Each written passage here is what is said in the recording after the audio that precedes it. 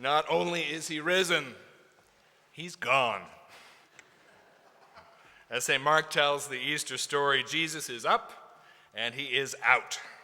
He's not hanging around the graveyard to meet the mourning women, but already gone, already on the way to Galilee, where he awaits Peter and the rest.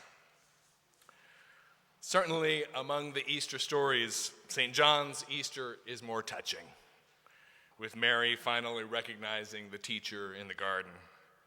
And St. Matthew's is more cinematic, with its earthquakes and stunned soldiers. But St. Mark, I think, is the most consistent and the most real. All through Mark's story, Jesus seems to be 10 steps ahead of everybody else in understanding. Everyone else is lagging behind, not just the Pharisees, but also the disciples. They misunderstand and they misinterpret him. They are confused by his predictions. And finally, when things get serious, they run away, just as Jesus predicted. And now on Easter morning, the women come to the tomb with their burial supplies, not even sure how they're going to get in. But Jesus is long gone.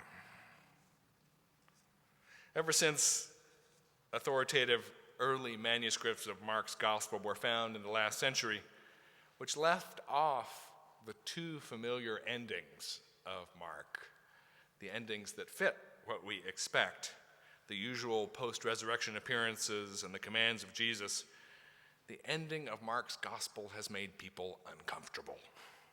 It's left them dangling. Listen to how not just this story, but the whole gospel of Mark ends. So the women went out and they fled from the tomb. For terror and amazement had seized them, and they said nothing to anyone, for they were afraid. It ends with a preposition. ... The late Donald Jewell wrote about teaching this text in his seminary that his students wrestled and wrangled and twisted and did all sorts of violence to this text, trying to find a way out, trying to make the story fit what they wanted, which was that the women went out and told everybody, and everybody was happy, and the disciples built the church, and the rest is history, right? They were trying to find a way out. But Jewell wrote that he was most touched by a young woman who finally spoke up and said that she had read the ending of Mark by herself the night before and said, "I cried."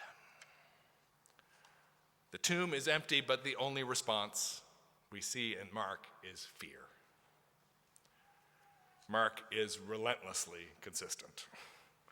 Jesus' disciples are not miraculously transformed by an empty tomb into heroes or saints, any more than some of us will be after this service. Even when the promised resurrection comes, they run away in terror. They have failed Jesus at every step along the way, and even now, when everything he predicted has come true, they are stunned and frightened. They are not ready.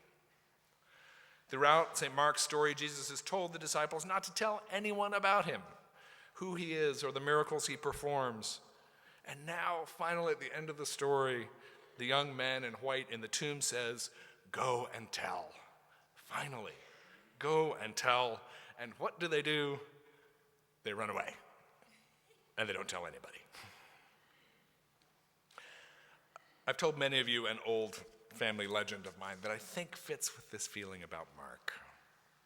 From San Saba Street in El Paso, Texas, where I grew up, I must have been 4 when this happened, because I think we moved out of that house when I was 5. Some of you know my father worked for a drugstore chain. They still existed at that time. And one of the joys of being his son was that Easter candy was dropped off in his office by the salesman and came home to me and my brother. The most glorious of which was, every year, the giant solid chocolate Easter rabbit. For a 4-year-old, you can imagine this was more pleasure than I could handle. On Saturday morning before Easter, my father arrived home from work about noon and, in his usual wonderful soft-spoken way, presented my older brother and I with our rabbits. This was a moment to be savored, literally and emotionally. We retired to our shared bedroom and carefully unwrapped our prizes, pure brown delight with pink icing eyes. And finally, when we could wait no longer, a nibble of the long ears. And then another. But something was wrong with my rabbit. It tasted funny. Not at all as a chocolate rabbit should. And so with tears of disappointment brimming in my eyes, I handed it to my older brother, who also nibbled and agreed that the bunny was not right. And so we paraded into the living room of our little house where my mother was playing bridge with her best friends, the annoying, whiny children again, you know. And with a tug on her blouse, I handed her the rabbit and said, "My bunny is broken." I was patted and praised and assured that the bunny was fine. But at the brink of tears again, I insisted. And so the chocolate rabbit was passed around the table, and each woman took a nibble and affirmed, "The bunny is fine." I returned to my room with my brother, who was unusually supportive. I forget about these times sometimes. I nibbled a little more in hopes that my childhood fears had again been solved by adult magic. But the rabbit still tasted wrong. As I sat miserably nibbling the rabbit that I knew was wrong, but had been told by all the proper authorities was fine, my brother rummaged in the trash and found the boxes that the rabbits had come in. I couldn't read, but he could. And on the back of my box that my rabbit had come in, there was a clear red rubber stamp that said, "Wax for display use only."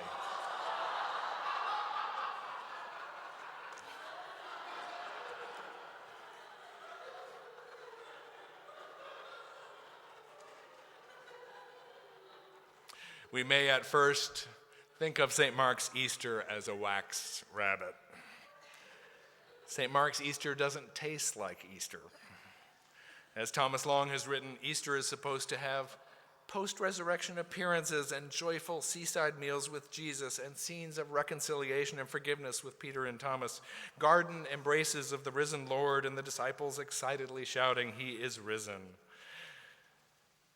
But I think in the end, Mark is solid chocolate, not wax. His is an Easter like no other, as confounding and as paradoxical and mysterious and as full as Jesus himself. In Mark's Easter, there is no emotional culmination, no reconciliation, no reassurance to the disciples that it will all be all right.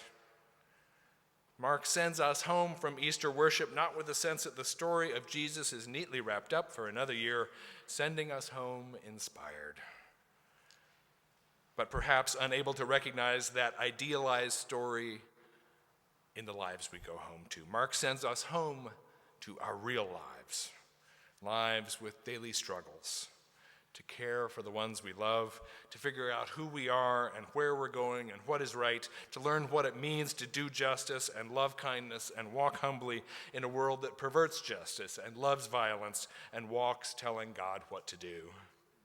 Mark opens a door. Yes, the disciples did fail every step along the way, right up to the end, just as we do. But Jesus does not fail them. And that's what matters. The young man in white in the tomb says a few simple words. He says, "Do not be alarmed. You are looking for Jesus who was crucified. He has been raised. He is not here. Look, there is the place they laid him. But go, tell his disciples and Peter that he is going ahead of you to Galilee, and there you will see him just as he told you." The message of Mark's Easter is he is going ahead of you. Whether the frightened women tell anyone or not, Jesus is already on the way to Galilee. He's not lingering in the graveyard to reassure us, but as always, he is out ahead of us, fulfilling his promises to us, loose in the world. Mark's Easter is not a wax imitation, as long as Easter is about resolving the story with the happy ending we desire. We can close Holy Week reassured that God is in God's heaven and all is well with the world. But Mark's Jesus isn't the least bit interested in our reassurance. Even our response is not the issue. Jesus does not wait for us to get the concept.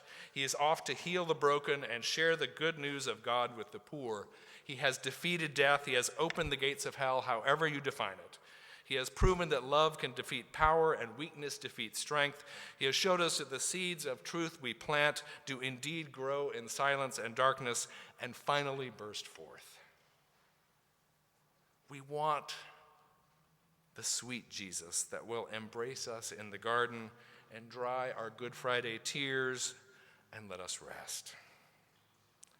But Mark's Jesus is God, a God not of happy feelings, but of justice and holiness and peace. He is there, a short journey ahead of us, waiting for us to start the story over again, as in Mark 1:1. This is the good news of Jesus Christ, the Son of God. Good news for the real world we live in. The world of Trayvon Martin and George Zimmerman. The world of Rick Santorum and Barack Obama and Mitt Romney. A world still reeling from a financial disaster brought on by the greed of a few. A world yearning for a moral compass as we entertain ourselves to death. St. Mark's Easter message for us is simple. In following Jesus, we will all fail. His justice and truth are bigger than our lives or our brains can quite handle. But he does not send us on ahead with a pat on the back and a motivational speech. As he proved to us on Good Friday, he goes ahead of us into our deepest fears, our most secret regrets, into the inner contradictions of our society and its comfortable injustices, and he defeats them with forgiveness and freedom. He cuts a path ahead of us, a path we may not fully understand, but a path clearer and truer than any other this world offers. Again, as Donald Jewell writes, Mark's Jesus has promised an encounter with him against which there is no assured defense, however much we want one. God will be put off neither by our failures or infidelity or our most sophisticated interpretive scheme. That's for you Yale folks. There is reason to hope that our defenses against him will finally prove insufficient and that we will no longer have the last word. That's what Mark is saying. God sends his messenger back to us to say, do not be afraid. He is risen just as he promised. He is waiting for you just up ahead, just as he promised. And whether we run away in terror or whether we eventually make our way to meet him, he is ahead of us, showing the way. Alleluia. Christ is risen. Amen.